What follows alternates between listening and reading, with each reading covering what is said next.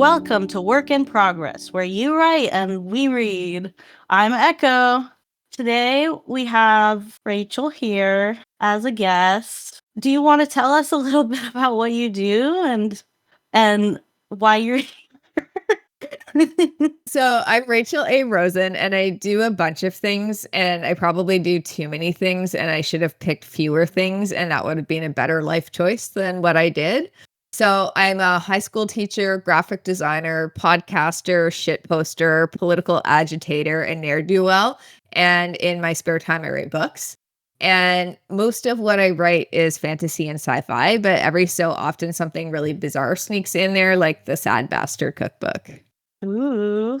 I'm sure we could all, or I guess not all of us, the interesting people of us can relate to doing way too many things. Yeah. I would think that I have ADHD, but it's honestly just a personality problem in my case rather than any neurospiciness. It's not a trait, it's a problem. But yeah, I am a jack of all trades, a master in maybe like half of a thing. Yeah. So yeah, I definitely relate to that. I'm really impressed with your repertoire. Like high school teacher, that's a whole degree there. Yeah, And that's insane. It's been a year. Let's put it that ooh. way. And it's only October. Yeah, I also work in the school system, so I know how it feels to be like, "Oh, summer break over, school year starting. I can't believe it just started." Yeah. Yeah. But y I'm just yeah. How many books have you written by now? I guess 2.5. So I have 2 books in my main series, The Sleep of Reason. The first one's Cascade, the second one is Blight. And then I co-wrote the Sad Bastard Cookbook with my co-author Zilla Novikov. So that's why I say 2.5.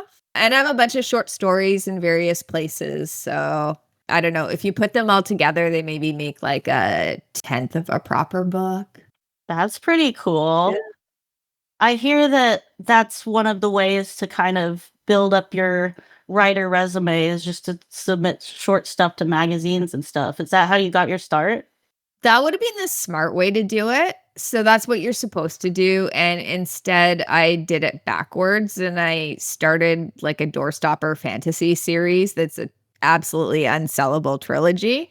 And then it's kind of in between books, I started writing short stories and realized that I actually like that format a lot because you can get it done in a reasonable amount of time and get instantaneous feedback on it. And that's a lot nicer than waiting for somebody to read your 420 page epic. So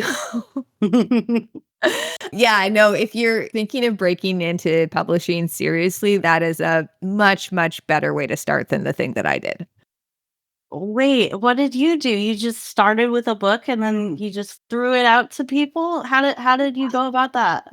Yeah, I 'Cause started it's with a book. published. I started with a book that was definitely not a standalone. And yeah, it did get picked up, which is shocking. It's with a small press, so it's not anything glamorous or a lot of money or anything like that, but it is very much a small press book because it's weird and extremely Canadian. That led to meeting other writers, making writer friends, ending up in places where people would say, well, I'm working on this anthology. And so I'd write a story for an anthology or being on Discord servers where people were putting out calls. And yeah, so then I started writing short stories as well. That's so cool. It's like I feel like you're moonwalking, you're walking backwards a little bit. Yeah, that's kind of how I do everything. I went to college for creative writing, and I feel like the thing I really benefited from the most was probably the connections I made. And I didn't even make that many. I just met a lot of people who were also doing writing little stories, and I still talk to some of them. And I should probably reach out to my professors again because I do have a novel I'm working on getting published one day. And gosh. Connections are so helpful, aren't they?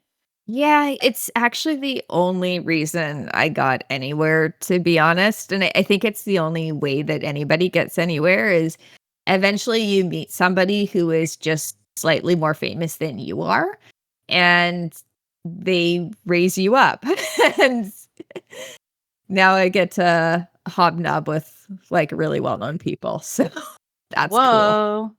Here we are. You're raising me up, aren't you? That's the idea, yeah. It's never, I think a lot of young writers that I meet think that it's some kind of a competition, and oh, no, no.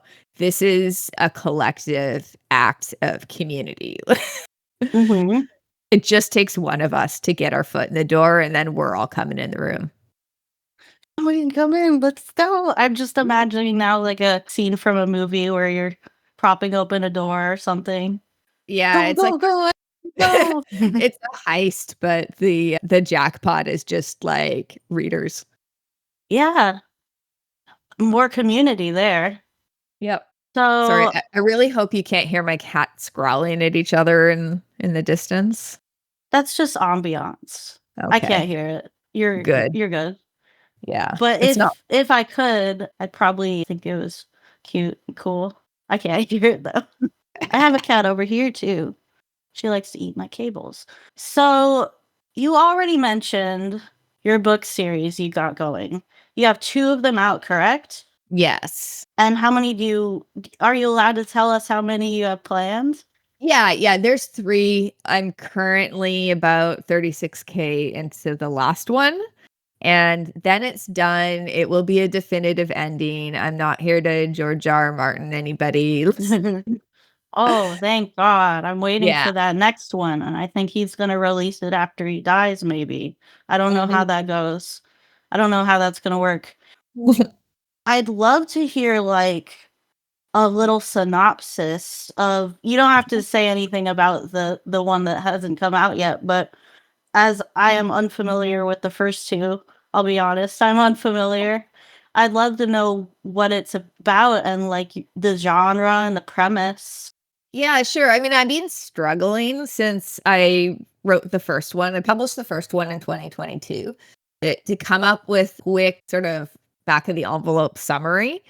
So, like I said, it's called The Sleep of Reason. It's a fantasy series, and it's kind of like if House of Cards got gobbled up by a Lovecraftian eldritch horror and then spat back out into Ottawa, Ontario. So it's part political thriller, part dystopian survival horror, and 100% canlit, and it's really gay. That's my So favorite part, I'm yeah, sure. that's the thing that I need to plug more because I don't think of it as queer literature, but like it is in that a lot of the characters are queer. Oh, got Uh, a phone message. I'm gonna turn my ringer off. Yay, love that. Love that for me. yeah, so the premise is that the climate crisis returns magic to the world and to a small amount of people who can survive contact with it and control it. And with that, the magic comes a high degree of social upheaval. And you'll be really surprised to learn that this hasn't caused human beings to be any better about the climate crisis. So, the first book, Cascade, is all about trying to stop things from getting worse. And Blight is about the fallout after things have gotten much, much worse. Mhm. And on the way, there's emoji spells, screaming grass, giant bone tentacles, haunted submarines, doom seasteading libertarians, and a demon moose. And honestly, I don't know why these aren't bestsellers because everybody should read them. Yeah, that was such a chaotic string of sentences and words that I'm just, like, flabbergasted, can't speak properly, but when can I speak properly, huh? If I could speak properly, I probably wouldn't have become a writer. So, Yeah, I'd be a voice actor. yeah. Maybe one day. Maybe I'll open my mouth properly and the words will come out in a string of coherency and, a man can dream. Anyway, Mhm. so you said it was a political thriller? Did you say thriller? Yeah, it's got that sort of like I feel like each one of them has a particular type of plot to them, Mhm. um, with an urban fantasy setting. Mhm. So, like, the first one has the structure of a political thriller, the second one has the structure of a survival horror, and the third one somehow got a bit gothic and Ooh, has a lot of, spicy. like, strange little girls and, like, creepy houses, and, Nice. it's all set in the same universe with the same characters, but, like, structurally, there's all of those elements in there. The fact that you're setting up a series with, like, sounds like different genres for each book almost. It's encouraging to me who is planning a 4-book series, and each book kind of has a different genre. Like, I like, so I'm, like, delighted that it sounds like you're doing something similar to me.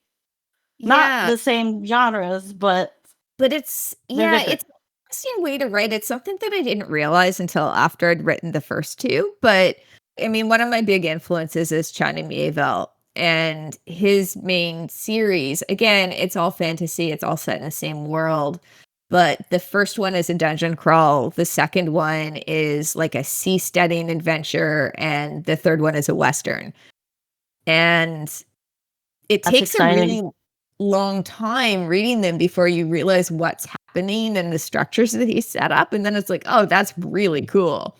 So I didn't set out to do that consciously, but I ended up kinda doing it accidentally because that's how my brain works. Yeah, I think mine is set up, the first one's like a action adventure, the second one's more of like a queer drama, the third one's like a murder mystery, and the fourth one is like a societal, like, war strategy thing. Yeah, so not ambitious at all is what you're telling me. Oh, the sarcasm. Yeah, this c oh my gosh, cat. Okay. Well, this next question's a little redundant, but it says, "Have you worked in multiple genres? What has been your favorite to write?"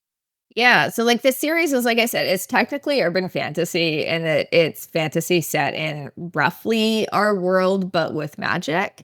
But I've also written sci-fi, I've dabbled in speculative poetry, and I co-wrote a cookbook, and I've also written other nonfiction, so I've written, like, newspaper, blog articles, things like that. I guess, like, my favorite both to read and write is fantasy that's literary fiction adjacent, sort of highbrow, pretentious shit with, like, speculative elements to it. But I consider myself a genre strumpet. I'm not married to any genre, and a couple of the projects that I have lined up after I finish the last book in the trilogy are respectively historical fiction and folklore. So, Ooh, yeah, so I experiment and, I write what the story demands.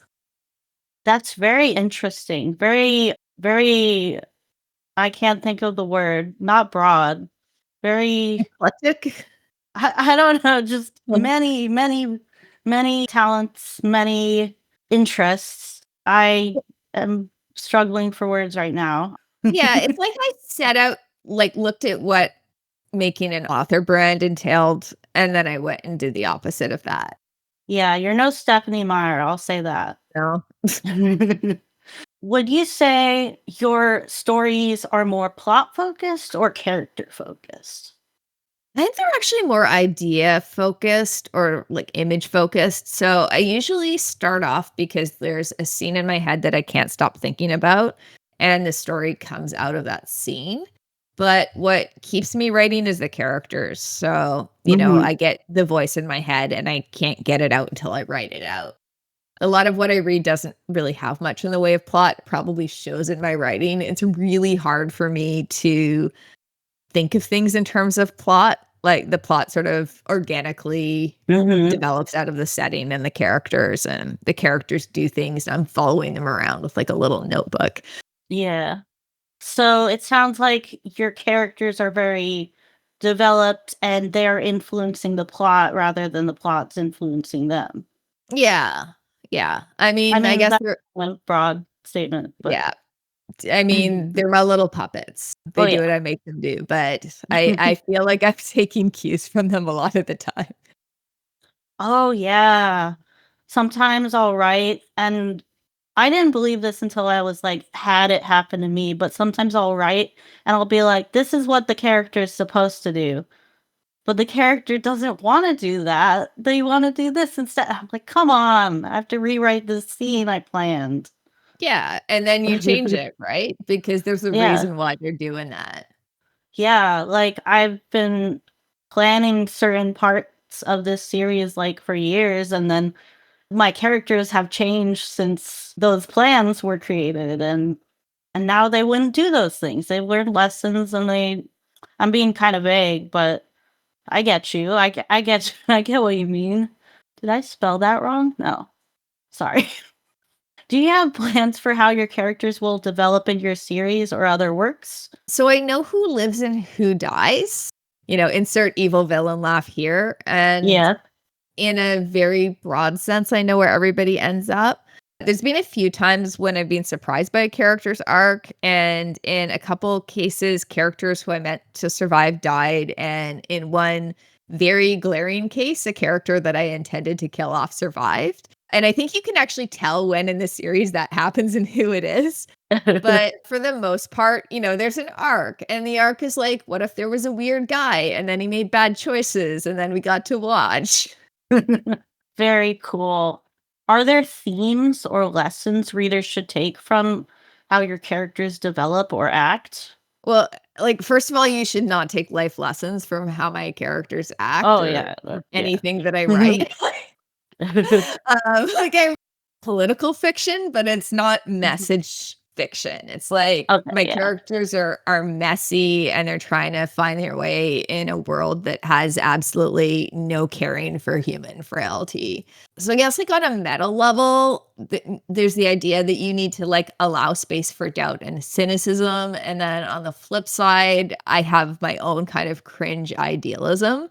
So a couple days ago, I was on a panel with this other author who quoted Gramsci, and this is going to be like tattooed on the inside of my eyeballs. Pessimism of the intellect, optimism of the will. I I have really to like. think about it. Yeah. One of my like my main character, Ian, has this Dennis Lee poem tattooed on his shoulder. And it's a quote that also stuck with me, which is, and best of all is finding a place to be in the early years of a better civilization. And I guess like if there's one message, it's that. Yeah, I mean, we gotta be optimistic in times like these, I say as an American. Yeah, I don't know if it's possible to be optimistic, but I think it's possible to be stubborn. And Mhm, mhm. I'm that, and my characters are certainly that. Yeah, so it sounds like you do have a lot of, like, not like ingrained messages, but like you have beliefs and show up in your writing, and they're themes you care about. The themes you care about are in the stories you want to tell. Yeah, and I think that's true for most of us who aren't like ghostwriting somebody else's work. You wouldn't write it if you didn't care about it because there's no money in this. Yeah, there's no money in it. No money. Like even I know a lot of famous authors now, and most of them still have no money. Crazy. This is very much a side gig for me. Oh, Yeah, well. well, that's what education's for. Summers off. Yep. I don't get my summers off, but Oh.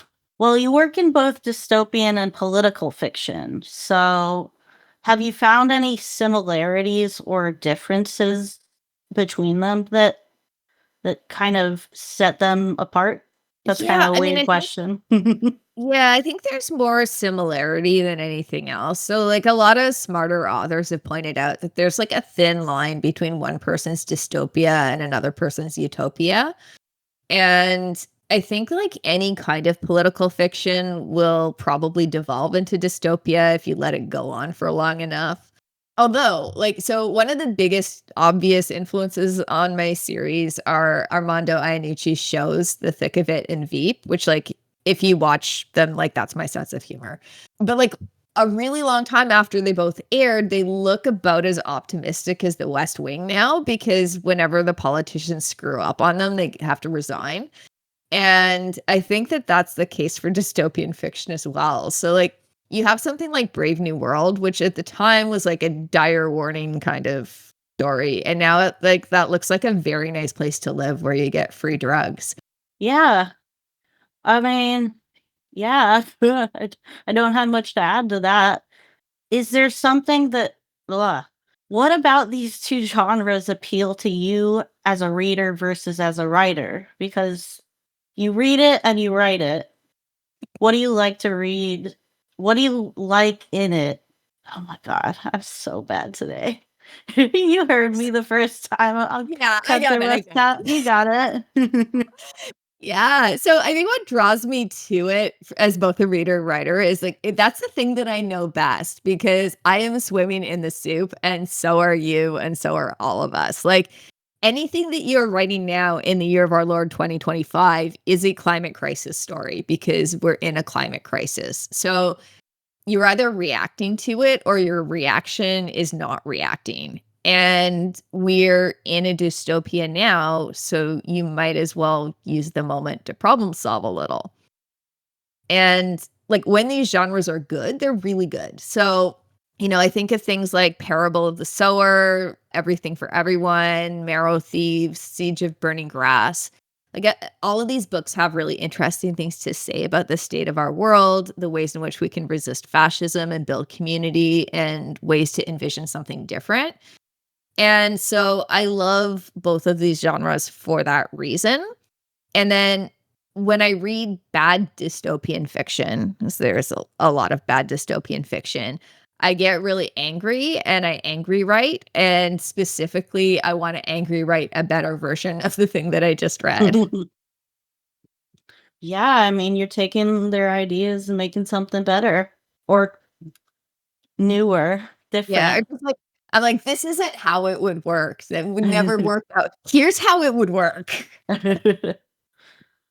Yeah, I feel like reading bad stuff or things I consider to be bad usually does put me in the writing mood. It puts me in that like, man, I could do better than that. Like, yeah. I never really thought about that though. Yeah, like I started writing right after the big YA dystopia boom. Mhm.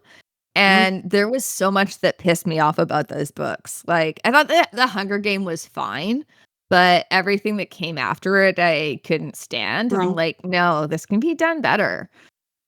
And Divergent is one yeah, of them. I'm trying to think of others and failing. yeah, no, I kind of bounced off of that really quickly. Mhm, But mhm. instead of going the hope punk route, I went the grim and grittier route. Interesting. Do you have opinions on some like overutilized themes and tropes in the dystopian and political fiction genres? I know we were just talking about them done badly. I'm sure they have a lot of bad themes and tropes in them. Do you have some opinions on those? Yeah, I don't know. Do you have like a soundboard effect for like a can of worms being opened or Oh my gosh. I mean, there's like I have a lot of them from this like Good Omens server I'm in. So maybe I'll just like gosh, I'm gonna yeah. I I'm I have gonna I'm gonna do sorry, you this first. one. Did you hear Yeah, that?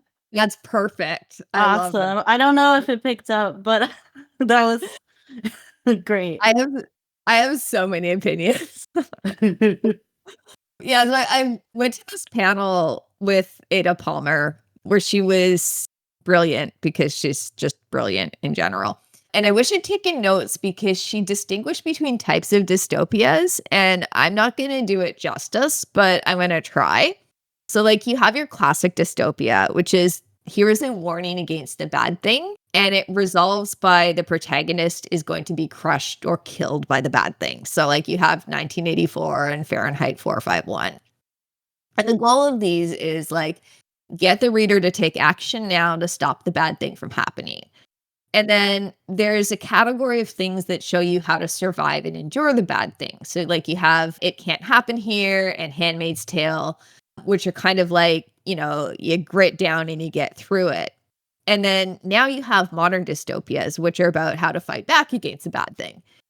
And I think that all of these are really important. And I'm not here to judge any of them as a category, and that there's great works in all of them, and there's absolute dreck in all of them. But the failure mode of the first two categories is not as problematic. So it's easier to like end your story with your protagonist surrendering or dying or escaping by the skin of their teeth rather than to try and write a successful revolution. But in the same way, I think that we need more books about successful revolutions. And when I hit a book that I think does a bad job of it, or, more often like a movie or a TV show, usually the thing that happens is I get the sense that the creator has never been involved in either revolutionary or electoral politics. So I have my list of the 4 things that I hate most in dystopian fiction. Would you like to hear them? Why, yes, I would. All right. So number 1 is when the plot is resolved by the protagonist revealing a big secret that makes everybody else rise up in rebellion. My worst offenders are Serenity and the film version of V for Vendetta. It doesn't really happen that way in the comic because Alan Moore's a lot smarter than that. And why it bothers me is that I am old enough to remember what should have been earth-shaking conspiracies being revealed. So, like, I remember the Panama Papers and Abu Ghraib, and what happened then and what happens every single time is people shrug their shoulders and they move it on to the next thing. The big reveal is never going to make anybody rise up and revolt. So that's number 1. Number 2 is solitary protagonists, or a small group of lucky protagonists that have no relationship with a broader movement. I'm actually okay. Like I said, I'm okay with the Hunger Games because she becomes a figurehead, not an actual leader. But the lone hero coming to save us is a trope that needs to be dragged out behind a woodshed and put out of its misery and ours forever. The third one is a unified rebellion. So I love Andor because it shows the thing that I never see in fiction, which is you have a bunch of sectarian assholes and they each have their idea of what the revolution should look like. And at least some of the time they have their guns pointed at each other instead of at the enemy. Like every single leftist I know who watches the show is like, oh yeah, that is exactly how it is. And then finally, an easy victory accomplished with minimal innocent bloodshed. I don't think there's been a rebellion in history that went off without some kind of messiness. And we get really attached to the idea that our heroes are like paragons of virtue. And I think one of the flaws of that last contemporary category of dystopian fiction is the desire to have the people who come out on top be ethical. Because in reality, the idealists tend to fall like pretty early on, and the people who actually finish the revolution are kind of shitty. Wow, that's a lot, and I really appreciate you sharing it with us. That gives me if I go on too. that gives me a lot of insight of like re-examining like the Hunger Games and other things that I've read to like notice like I think I'm gonna take your list into consideration when I read these things now, which is pretty cool. Oh, yeah. If I stack up, I don't know. Yeah, and I didn't know if you ended up bringing anything you wanted to read for us. It's Yeah, okay if not. I can read something. I don't know if it'll make a lot of sense, so feel free to cut it if it doesn't. But this is actually the beginning of Blight, which is out now. So it's not really a work in progress, but the whole series is a work in progress. So hopefully it counts. And you don't really need to know about the rest of the story for it to make sense, I don't think. The problem with writing something really long is, like, you can't excerpt it very much. One of the features of the way magic works is that, some people, when they come into contact with it, become wizards. And most people, when they encounter it, become, you know, monstrous demons that will eat you and it will hurt the entire time, or you will become like them. Mm. And so for most of the story, like in the first one, the demons have kind of been in the background and you see them sometimes. And really the only thing to do when you see one is to run very quickly the other way. And this is the first time when we get their point of view. And Ooh. so this was actually the first part of Blight that or the first part of the series that I wrote. So I started writing Blight first, and then I realized that it really didn't make any sense as a standalone book. And then I went back and wrote Cascade because I have to make an entire book of context. But this was actually the first section of what I had been writing that survived relatively intact. All right. Even sitting in her favorite chair, the glass child was never still. Her muscles, grotesquely extended, ripped and pulsed through the hard, translucent shell of her carapace. The bristling hairs on her arm shivered. Her yellowed eyes searched out patterns in the fingerprints and smudges on the window. She waited. The black car in the distance looked no larger than the flies that smashed against her window. It beetled, determined along the road that cut through snowbanks to the parking lot of the hospital. Maybe it was him. Was today his day to visit? She tensed at the uncertainty. It had been hours since she last seen him, but sometimes she asked the nurse, and Amelia would gently explain that those hours were really days, months. He and Amelia did their best. In her moments of lucidity, she could appreciate the mural on the wall, the mermaids and unicorns that had been her obsession as a little girl. The soft toys carefully chosen to ensure nothing with sharp edges, nothing that could be used as a weapon, nothing that could cause an infection, replicas of identical toys that her talons and teeth had shredded. These were beloved playthings, murdered and resurrected in hopes that she would forget that she had destroyed them in the first place. A wire cage wove between the panes of window glass. She could bite through it. The glass wouldn't penetrate her palms, what remained of her lips. She could wait until Amelia came 4 times a day. Any one of those times she could sink her claws into that soft, trusting flesh and run and run. She could kill him, her world, her god, and she would be free, and all the snow and gravel and the tall bare trees would be hers. But she would be alone. The sun shone through her, casting shadows on the floor that echoed the shapes of her bones. She moved slowly, though she could feel in her distended muscles the potential strength and speed. She had learned about potential energy in school, how an elastic band contains its own painful snap against the skin. She wondered if she would feel nothing, if what her skin had become would shatter. Her arms were longer now, knuckled to the ground like an ape. Amelia said she was beautiful, that beauty was subjective. Amelia told her what subjective meant. But the glass child was a monster, a demon, not an idiot. She saw how he looked at her. There was nothing subjective in his face, in the way that he would quickly turn if she caught his eye.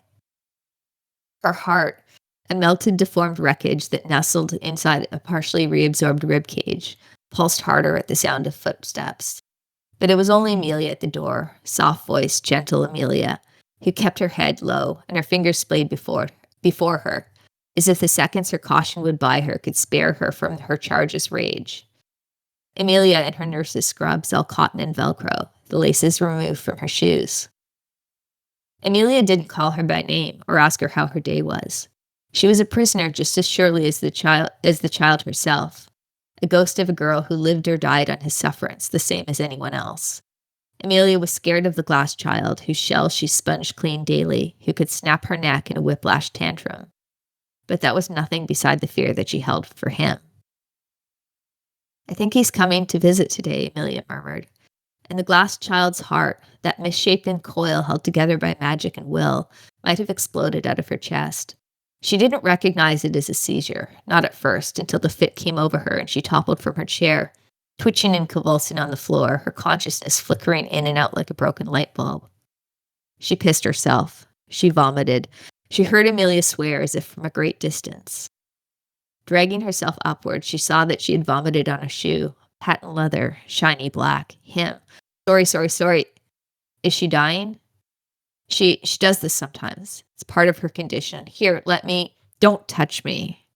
He was kneeling, wiping the vomit from his shoe, then turning. He dabbed her cheek clean with a handkerchief. Carefully, he slid a hand under her elbow, and he and Amelia helped her back into the chair. You tell no one, you understand. No one. Amelia, quaking, swallowed hard and nodded. His smile when he unleashed it on the child was charming, pitying. He placed his large hands over hers. It was his cruelty that defined him, but his acts of mercy would undo him every time. And that's it.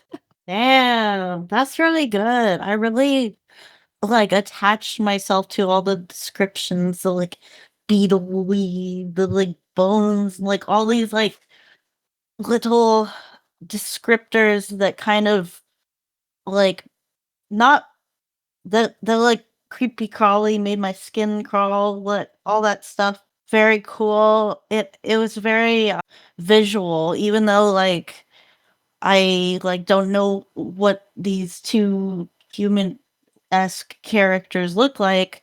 I really appreciate like all the little intricate details that kind of tell me about who they are as people, like the description of the nice shoes. And I really liked it. It was good, and I'm excited to read more in the future. Thank you. I do have a question. Uh-huh. Well, I guess I'll find out if I read. Let me let me let me think of a question that's like not something I would just know from reading, I guess. Oh, no, you could ask me. I was going to ask what the relationship between the two humanoids, or I guess they're probably just people, the two humans are to the main story.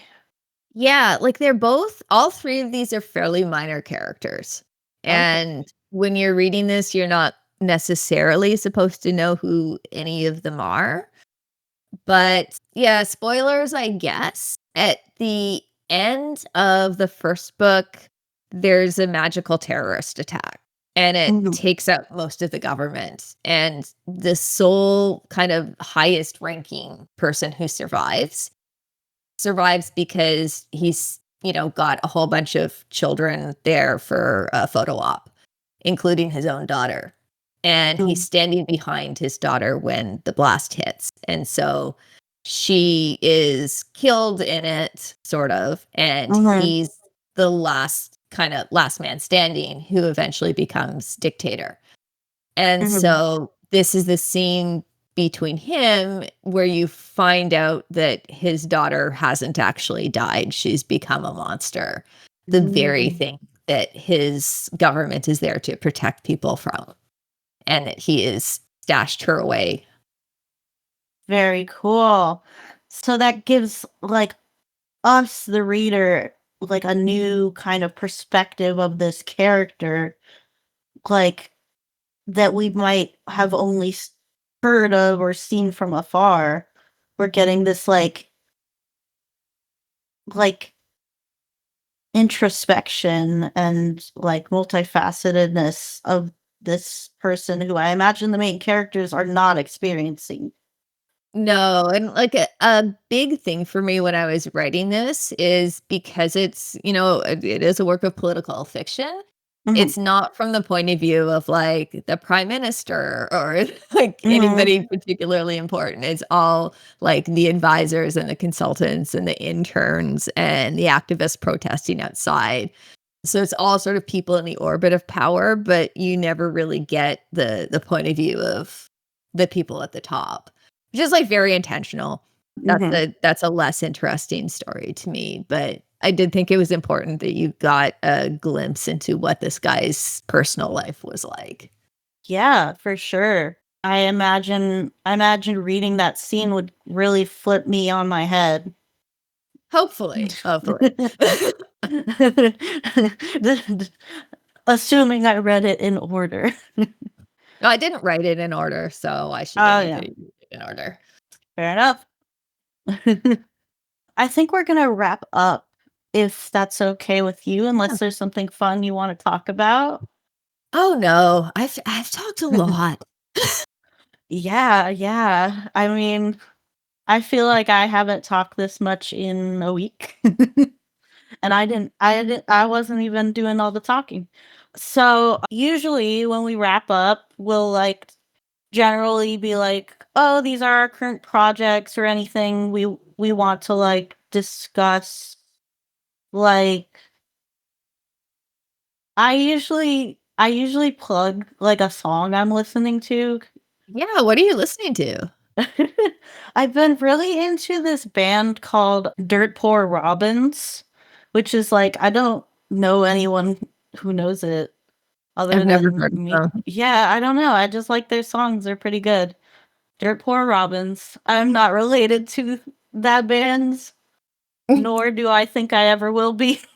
That's just a fun little plug from me.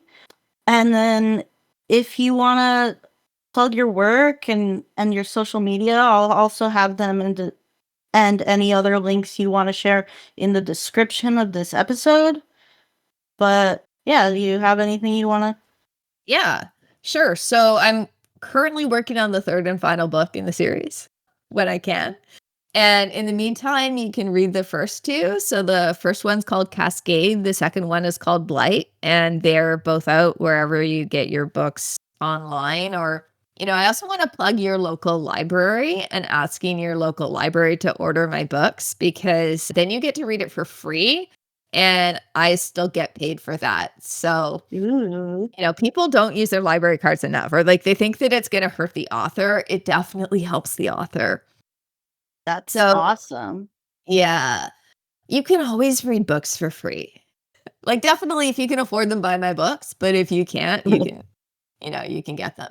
I'm also kind of sort of working on a sequel to the Sad Bastard Cookbook. My co-author and I meant to do it this summer, but life had other plans for both of us. But we're still working on it. Okay, so in terms of where to find me, I have too many social media accounts and too many websites.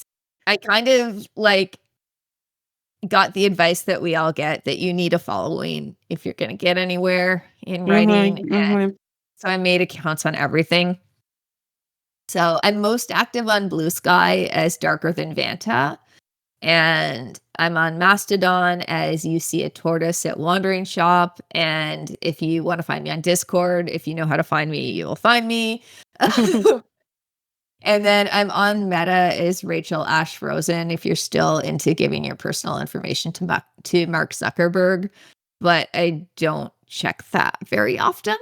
And then website wise, so my author website is rachelrosen.ca, but other places to find me that get updated more often. I'm part of the Night Beats Collective. I'm one of the founding members, and we have a website at nightbeatseu.ca. That's EU as in expanded universe, not as in European Union. So that's like weekly author interviews. So if you do have a project that you want to plug, we have about 1,500 readers and we have author interviews every Tuesday. And then we have a monthly newsletter. And then I also have a podcast. So it's called Wizards and Spaceships, and you can find it at wizardsandspaceships.ca or on all of the podcast apps. And we have a Facebook community and a Discord that you can join as well. And if you listen to this episode and you love the sound of my voice and you just cannot live without hearing more, that is the place to hear it. Amazing. I never plug anything for myself. I'm just gonna real quick, I had to look up what my username on Blue Sky is. It's Echo Sean Corby. Just my full ass legal name. Oops. Oops. Uh oops. And I'm not on there very much.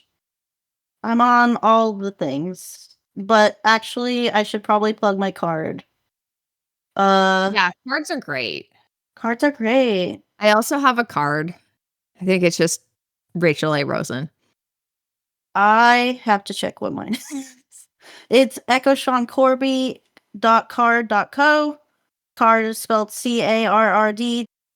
I think that will be all for us. Thank you for coming along on my little show. Thank you for having me and listening to me ramble. Yes, I love rambling. If you want, we could do this again. It doesn't have to be recorded. Anytime, anytime. Okay. Thank you. Bye.